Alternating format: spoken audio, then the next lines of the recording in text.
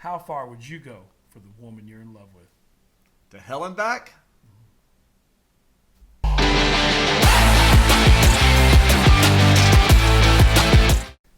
Welcome to The Real Factor. My name is Thor. And I'm Ed. And we're going to talk about 2000 Bedazzeled, starring Brendan Fraser and Elizabeth Hurley, which was directed by Hurley. Yes, it's actually a remake of a movie that I've never seen before. And I don't want to see the other one. I want to see this one. I'm totally fine with Elizabeth Hurley in this one. Yes.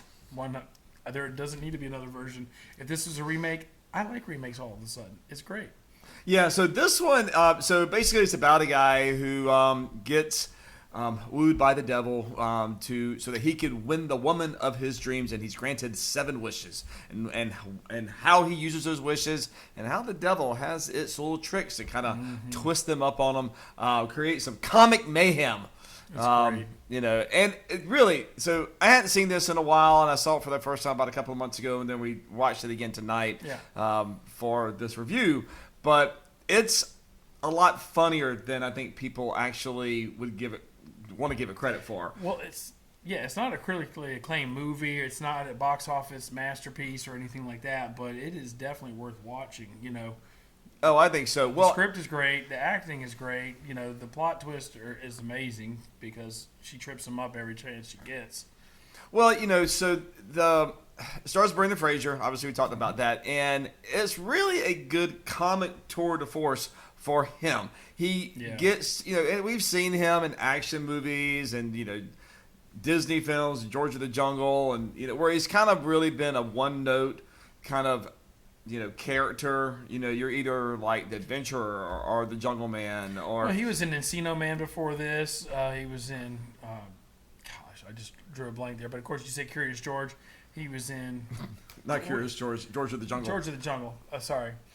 What was the other one? The Mummy. The Mummy. Yeah, that's what I was thinking of. Mummy 2, Mummy 3. Yes, Mummy. Has a lot of mummies. Money. But this one he actually gets to, well, it's still a comedic role. Yeah. But he gets to play like 7 different characters in this movie, and I think it really shows acting chops for him, and that I think it just gives a broad appeal. He's playing like the straight character in the comedy movie, though. When he's back at the normal range. I mean, when he's back at the normal world. Right. But in each of the scenarios, he's basically being a straight character, even though there's so many funny circumstances that happen. Oh, that's true. That's true. So, I mean, he has the awareness when he goes into these situations that he has made this deal and is expecting everything to go the way that he wants it to. Well, that's the problem. When you wish for something as he wished with the devil, it's like you weren't specific enough. Or if you were specific enough, there was still a little twist that the devil, which is played by Elizabeth Hurley, fell in love with her in Austin Powers. Yeah, that she could turn it just enough that it would screw you over. Right. And then there was in this little escape clause that you could push the little beeper. Dates this film, a little beeper. You type 666 in and hit enter, and then you would get out of that reality that you were in. So things just happen to be going your way. Yeah. Intentionally. But I know. Well, and that's the whole thing is that of course, we're gonna, if you get into like theology and whatever, the devil's always going to try to do things not for your benefit, but for his or hers in this movie. So you don't expect for things to really turn out the way that the main character is wanting it to, and it really doesn't. But a lot of the ways that it twists are things that you may see coming, but sometimes you don't.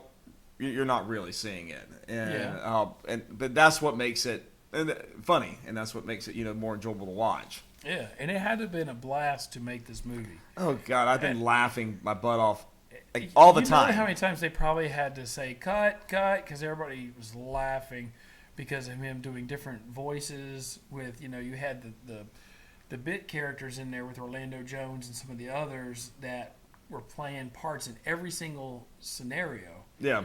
And how they probably had to. And they had to change their characters too, which yeah. was great to show their chops. But they played in the real world, they were just kind of like the coworkers who had the annoying friend, or not really even a friend, but just an annoying coworker, which was Brendan Fraser, and they were just doing everything they could to try to get away from him.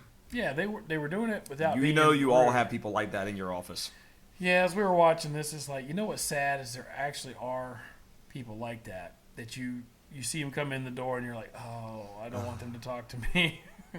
Yeah. I mean, not in my work, of course. Not how I work. I'm not saying that. I'm not naming names because there isn't any to name. Generally speaking, but anyway. Yes. maybe I'm that one. No. Anyway, but no. And Elizabeth Hurley looked like she was just having an absolute fun time. The costume changes. Yeah, I mean, she looked amazing, amazing in everything. But she just looked like she was chewing the scenery, loving every bit of it, which makes you as the watcher kind of, you just get more involved in it whenever you could tell somebody else is enjoying what they're doing. She was speaking at the time. No, and what's funny is I was looking at her eye color and I was like, she's got green eyes, and so I'm looking online. I'm like, no, it says brown eyes or blue eyes, and it's like, look green to me, which is fine. Yeah. So. And the only I like a woman with green eyes. The only character, which is a main supporting character, which is Frances O'Connor, who plays the girl that he's lusting after. Mm-hmm. She's the only one that really didn't get to do a whole lot. No. I mean, she just was kind of there to be, the distraction. And now her little storyline that ended up nicely at the, towards the end, but still she didn't get a whole character at that time. But she didn't really have a whole lot to do. I think the coworkers probably had more. They had more fun with what they were doing. Yeah, definitely. Production design was pretty good. I mean, you had at one point. So each of the storylines. The only thing that I would say that the first one that he goes to lasts the longest. And then each one gets a little bit shorter as the movie gets towards the end. Yeah. But the first one, which is the Columbia drug lord that he becomes, where he doesn't realize that he can speak Spanish. And no hablo español. Un momento. But even with that, I mean, you had some gun chases. You had a helicopter. Everything. I didn't really catch on to that each scene got shorter. I did not realize that. That is bravo on you. Yeah. Each one got shorter, which makes sense because the movie had to. Well, because by the time you got to about the movie's really brisk at, I think it lists about an hour and a half, but it was about an hour and 25 minutes of actual storyline. It doesn't even seem that long. But it got towards the about 30 minutes left. You're like, we still have 5 wishes left. Yeah, I was counting them down. And then I think that's wrong because I was sitting there counting down the wishes. Drug cartel and the basketball player and the really intelligent guy, but he ends up being, homosexual, and I was counting him down, and then the devil all of a sudden says, "Yeah, you got 1 wish left." He says, "I've got 2," and she says, "Well, you wish for that Big Mac and the Coke." Should have got the fries. You should have got the fries for one, or an apple pie. You know what would have been good to prove that was the devil is make sure the ice cream machine was working. They'd be like, it's not working. Like, it's off. But he didn't sign the contract yet. So does that wish really count? I don't know. I assume there's some loophole within the whole thing that says, wishes previously granted are included. Well, if when you looked at the contract, it was like on page 2, and it was in like microscopic that you couldn't print. Yeah. Not even my readers will help with that. And then there was a whole book on there. Yeah. But what's typical about these movies is there's always like an escape clause. I know, and that's going to get to where my only really, because it's not really a complaint, but my only thing that to me is a little bit weak in the storyline was the escape clause. That I felt that it kind of ended a little bit too quickly. There wasn't a lot of. So the whole thing is that you've got this conflict of the devil trying to get this guy's soul, and he's going through the wishes, and things aren't working out for him, and you're wondering, like, how is he going to get out of this? Because he's down to 1, and then he does something, and then he kind of goes, that was on page 2,372 down the fine print, and nobody ever reads. Maybe. So you're out of it, yay! Happy story. But to me, it was a little bit too quick. You had a little bit of a CGI of him in hell. And which was really bad green screen, but it's 2000. I mean, and it's like probably low budget comedy, so I'm pretty okay with that. Think back to that scene, okay? when it was a man with the thing, and then all of a sudden it turned into her. Well, I know. Think back. Now, correct what you just said about this. Well, the CGI was okay. terrible. Okay. I said the CGI was terrible. Okay. But but that part there just seemed rushed. It was kind of like, all right, we gotta finish this movie up, so let's get this thing done. Yeah. Now, I will say that it all tied it up nicely in a little bow at the end, and I was very happy. And so you leave the movie feeling good. So you leave on a high. But that little bit of just kind of the end of it was, and that happens in a lot of comedies. I mean, it's just not just this movie. Yeah. A lot of great comedies out there. They're good all the way through, and then they kind of don't know how to finish it. Yeah. And the best comedies do have a good finisher. Yeah. Well, and it makes you think whenever, even Brendan Fraser, he says, when she's like, you get 7 wishes, he's like, why? She's like, what do you mean, why? It's like, why not 8? She's, why not 6? It's like why not 1? It's like... It's like the 6-minute abs. It's got to be better than the 7-minute abs. No. Who ever heard of that? No, you need 7. You need 7-minute abs. That's the number, That's man. the number. Something about Mary, in case we lost somebody in that whole translation. Yeah, we'll do that one later. We'll need to get to that I one. hope so. Well, we should have done that because if the Niners win, see, this is dated this film right now, this video. If the Niners win tonight against Detroit, then they'll be in the Super Bowl. And Mary was a Niners fan. Even though she was going out with Brett Favre. Yeah. Anyway, okay, we digress. Back to Bedazzled. To what we're actually talking about. But what's funny is there was a character playing what I assumed was God in there as well when Brendan Fraser met him in jail. Now, maybe that could have been the angel of the Lord or something like that. What's funny, though, is at the end of the film, the devil and either God or the angel are playing chess together. Right. And it's like, okay, all right. So, well, but do you remember the film "Oh God, You Devil" or "Oh God" with George Burns?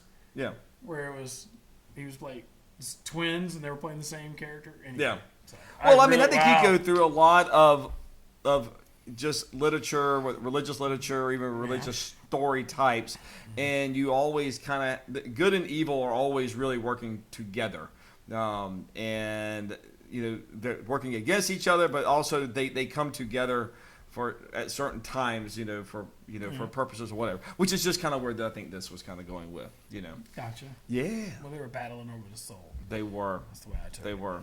All right. Final thoughts on it. It's an amazing movie. I know it wasn't, like I said earlier, critically acclaimed and didn't get a bunch of press really from it, and I'm not basing it just on Elizabeth Hurley, okay? I'm not.